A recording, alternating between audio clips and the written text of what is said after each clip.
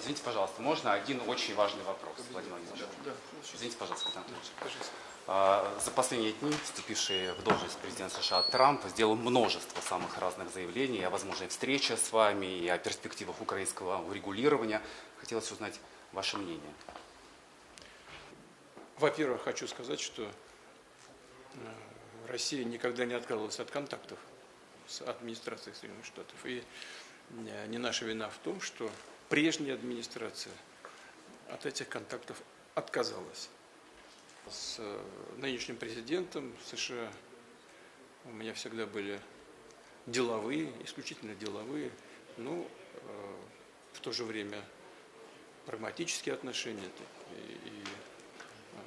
и доверительные, я бы сказал. И я не могу не согласиться с ним в том, что если бы он был президентом, если бы у него в 2020 году не украли победу, то, может быть, и не было бы того кризиса на Украине, который возник в 2022 году.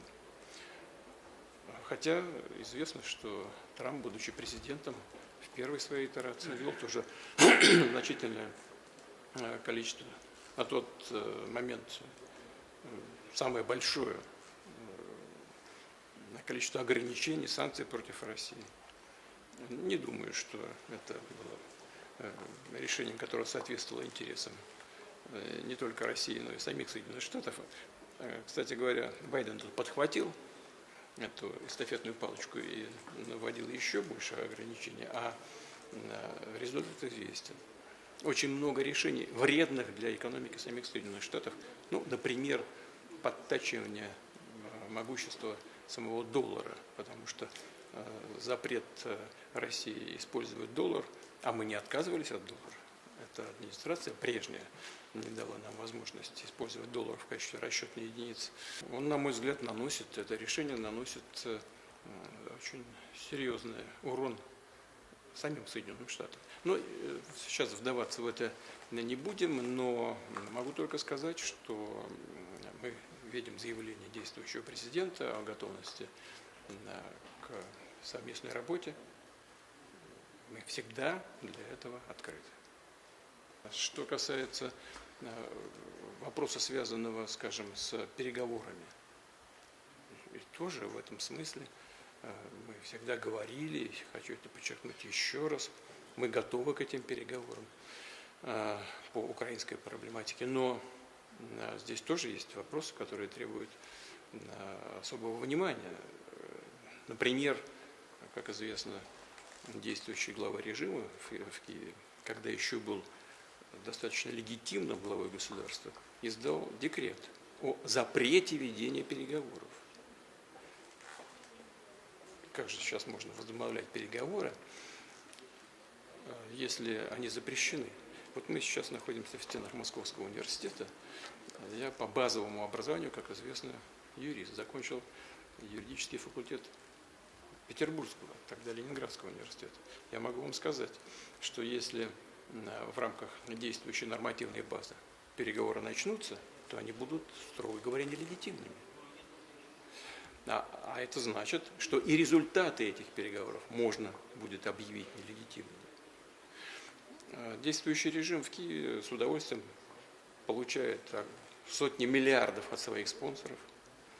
Извините за простоту выражений, за простоту народных выражений, как у нас говорят в народе, хомячат с удовольствием эти сотни миллиардов за обе щеки, но выполнять указания своих спонсоров, а мы знаем, что такие указания есть, отменять принятый указ о запрете переговоров не спешит. Но я думаю, что в конце концов те, кто платит деньги, должны все-таки заставить его это сделать. И думаю, что ему это сделать придется. Но пока этот декрет не отменен, говорить о том, что могут быть начаты и, самое главное, закончены должным образом эти переговоры, достаточно сложно. Какие-то предварительные наметки, конечно, можно сделать, но о серьезных переговорах, конечно, в условиях запрета с украинской стороны вести эти переговоры, конечно, в условиях этого запрета говорить о чем-то серьезном достаточно сложно. А в целом у нас, конечно, с действующей администрацией может быть достаточно много точек соприкосновения, поиска решения по ключевым вопросам сегодняшнего дня. Это и вопросы стратегической стабильности, это вопросы экономики, кстати говоря. Ну почему? Мы одни из крупнейших производителей в мире, скажем, нефти. Ну, США сейчас вообще занимает первое место, потом Саудовская Аравия, Россия. Но что характерно для российской и, допустим, американской экономики?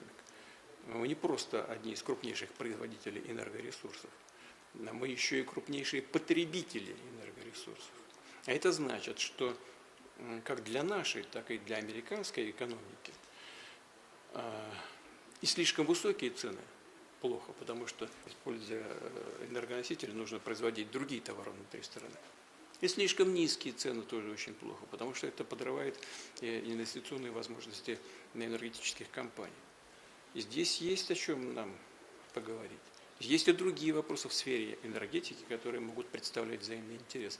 И я, кстати говоря, в этом смысле сомневаюсь, чтобы действующий президент Соединенных Штатов, господин Трамп, повторю еще, мы с ним работали в первый его период президентства, чтобы он принял какие-то решения, даже если мы слышим о возможности введения дополнительных санкций в отношении России, я сомневаюсь, что он будет принимать такие решения, которые будут наносить вред самой американской экономике. Он человек не только умный, он прагматичный человек.